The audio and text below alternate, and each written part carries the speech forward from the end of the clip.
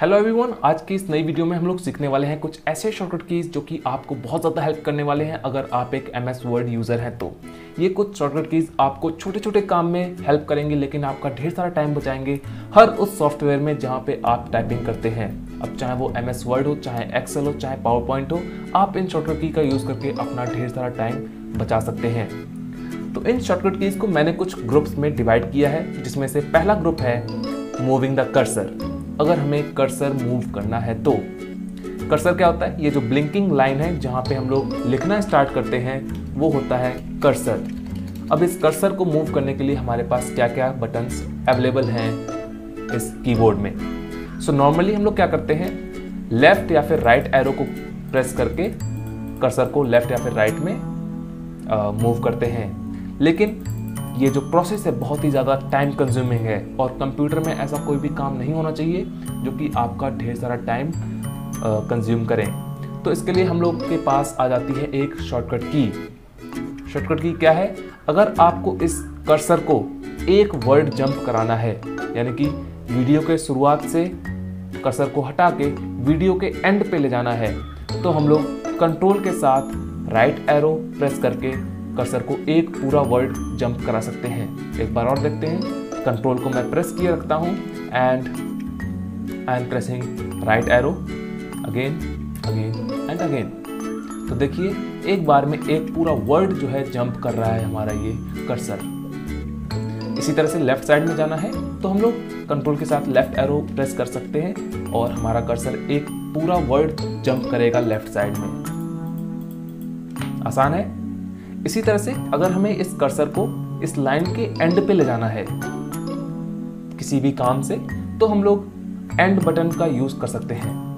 अब चाहे आपका ये जो कर्सर है लाइन के शुरुआत में हो तो भी एंड से आखिरी में चला जाएगा, या फिर आपका कर्सर किसी लाइन के बीच में है तो भी एंड बटन से वो आखिरी में चला जाएगा। इसी तरह से अगर आपको लाइन के शुरुआत में जाना है तो हमारे पास है यहाँ पे होम बटन। तो ये जो कर्सर है वो लाइन के शुरुआत में आ गया है। ओके।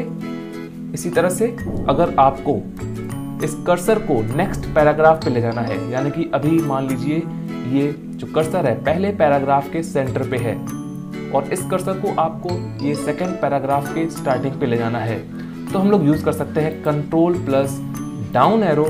तो देखिए कर्सर अपने आप नेक्स्ट पैराग्राफ पे आ गया है। इसी तरह से अगर हम लोग control plus up arrow press करेंगे तो कर्सर जो है पहले पैराग्राफ पे चला जाएगा। यानी कि अगर पैराग्राफ स्विच करना है, एक पैराग्राफ से दूसरे पैराग्राफ जाना है, तो कंट्रोल के साथ अप या फिर डाउन एरो प्रेस करके हम लोग एक पैराग्राफ से दूसरे पैराग्राफ जा सकते हैं। अब अगर आपको इस कर्सर को पेज के आखिरी में ले जाना है, यानी कि अभी यहाँ पे वीडियो के पास है और इस पेज के आखिरी पे ले जाना है, तो हमारे पास है यहाँ पे पेज डाउन बटन। प्रेस करते ही देखिए कर्सर कहाँ गया, ये देखिए कर्सर यहाँ पे आ गया है। और पेज अप से क्या होगा, कर्सर जो है शुरुआत में पहुंच जाएगा। तो मूव करने के लिए हमारे पास इतने सारे शॉर्टकट कीज हैं, इतनी सारी बटन्स हैं जिससे कि हम लोग कर्सर मूव कर सकते हैं। कोई ज़रूरत नहीं है हमें माउस यूज़ करने की, क्योंकि अगर हम लोग कीबोर्ड पे काम कर रहे हैं तो कीबोर्ड पे ही हाथ बने रहने चाहिए, माउस को पकड़ने की कोई ज़रूरत नहीं होनी चाहिए। सो ये सब कुछ था हमारे ग्रुप नंबर 1 में। Let's move to group number 2, that is selecting the text. Text को सिलेक्ट करने के लिए कौन कौन से शॉर्टकट कीज हैं? सो नॉर्मली हम लोग क्या करते हैं, जब भी टाइप कर रहे होते हैं और हमें ज़रूरत पड़ती है कोई एक टेक्स्ट सिलेक्ट करने की, तो हमारा हाथ अपने आप माउस पे पहुंच जाता है और हम उसे माउस की हेल्प से सिलेक्ट करते हैं। लेकिन ये भी थोड़ा सा टाइम कंज्यूमिंग है, क्योंकि हमें जो है अपने हाथ कीबोर्ड से हटा के माउस पे ले जाने होते हैं। ऐसा करने के लिए हमारे पास शॉर्टकट की भी है, that is shift plus right arrow. तो देखिए एक लेटर जो है सिलेक्ट हो चुका है। अगर राइट एरो की प्रेस किए रखते हैं तो ये जो है सिलेक्ट होता रहेगा। इसी तरह से अगर लेफ्ट साइड में आपको कुछ सिलेक्ट करना है, शिफ्ट के साथ लेफ्ट एरो की प्रेस करिए तो लेफ्ट साइड में सिलेक्ट होगा। अब देखिए ये तो थी बेसिक लेवल। अगर आपको एक पूरा वर्ड इतना एक बार में सिलेक्ट करना है तो भी हमारे पास एक शॉर्टकट की है, that is control plus shift. Wait, control plus shift plus right arrow. तो देखिए एक वर्ड एक बार में सिलेक्ट हो चुका है। Let me show it once again, control shift right arrow. इसी तरह से लेफ्ट साइड में एक पूरा वर्ड सिलेक्ट करना है तो हम लोग कर सकते हैं कंट्रोल शिफ्ट लेफ्ट एरो। इससे क्या होगा, पूरा एक वर्ड लेफ्ट साइड में सिलेक्ट हो जाएगा। अब अगर हमें जो लाइन है, पूरी एक लाइन सिलेक्ट करनी है तो हम राइट एरो की से तो प्रेस करके पूरा सिलेक्ट नहीं कर सकते। इसके लिए भी हमारे पास शॉर्टकट की है, that is shift plus and. Shift और एंड की के साथ हम लोग एक पूरी लाइन सिलेक्ट कर सकते हैं। Let me show it once more. अगर हमारा कर्सर इन द सेंटर है, सेंटर में है, तो हम लोग शिफ्ट प्लस एंड करके बाकी बची हुई लाइन सिलेक्ट कर सकते हैं। इसी तरह से अगर आपका कर्सर जो है लाइन के एंड पे है और हमें पूरी लाइन सिलेक्ट करनी है तो हम लोग शिफ्ट प्लस होम बटन का यूज करके पूरी लाइन सिलेक्ट कर सकते हैं। Okay, some more options are here. अगर हमें इस पूरा पैराग्राफ को सिलेक्ट करना है तो हमारे पास एक शॉर्टकट की है, कंट्रोल शिफ्ट डाउन एरो। क्योंकि कर्सर मूव करने के लिए क्या मैंने बताया था, कंट्रोल डाउन एरो से एक पैराग्राफ जंप करता है। तो अगर एक पैराग्राफ सिलेक्ट करना है तो हम लोग कंट्रोल के साथ शिफ्ट भी यूज करेंगे एंड देन डाउन एरो के साथ पूरा पैराग्राफ सिलेक्ट कर सकते हैं। इसी तरह से अगर हमारे जो कर्सर है सेकंड पैराग्राफ पे है और हमें पहला वाला पैराग्राफ सिलेक्ट करना है तो हम लोग कंट्रोल शिफ्ट अप एरो के साथ पिछला पैराग्राफ सिलेक्ट कर सकते हैं। है ना कमाल की बात, कितना काम आसान हो चुका है। ये सब था हमारा सिलेक्टिंग द टेक्स्ट के बारे में। अगर हमें पूरा टेक्स्ट सिलेक्ट करना है तो हमारे पास सिंपली कंट्रोल प्लस ए बटन आ जाती है, जिससे कि पूरा का पूरा टेक्स्ट सिलेक्ट हो सकता है। या फिर हम लोग शिफ्ट के साथ पेज डाउन भी कर सकते हैं। तो देखिए ऊपर जाते ही पूरा टेक्स्ट जो है सिलेक्ट हो चुका है। Page down, page up, home and up arrow, left arrow, down arrow and right arrow. Shift के साथ इन सबको यूज करने से टेक्स्ट को हम लोग सिलेक्ट कर सकते हैं। और मूव करने के लिए क्या था, हमारे पास कंट्रोल बटन था, जिससे कि हम लोग कर्सर जो है मूव कर सकते हैं। सिलेक्ट करने के लिए शिफ्ट, मूव करने के लिए control. So this was group 1 and group 2। अब जो नेक्स्ट ग्रुप मैंने बनाया है वो है इरेज। हम लोग टेक्स्ट को इरेज कैसे कर सकते हैं। तो नॉर्मली अगर हमारा कर्सर किसी वर्ड के एंड पे है तो हम लोग बैक स्पेस को यूज करके लेफ्ट साइड में कोई भी एक लेटर डिलीट कर सकते हैं। ओके, इसको प्रेस करते रहेंगे तो जो लेफ्ट साइड में जो लेटर्स होंगे वो इरेज होते रहेंगे अपने आप। अगर हमें कुछ ज़्यादा मैटर एक बार में इरेज करना है तो हम उसे कैसे करेंगे, इसके लिए भी हमारे पास शॉर्टकट की है। तो अगर हमें एक वर्ड एक बार में इरेज करना है तो हम लोग कंट्रोल के साथ बैक स्पेस यूज कर सकते हैं। तो देखिए एक वर्ड एक बार में डिलीट हो चुका है।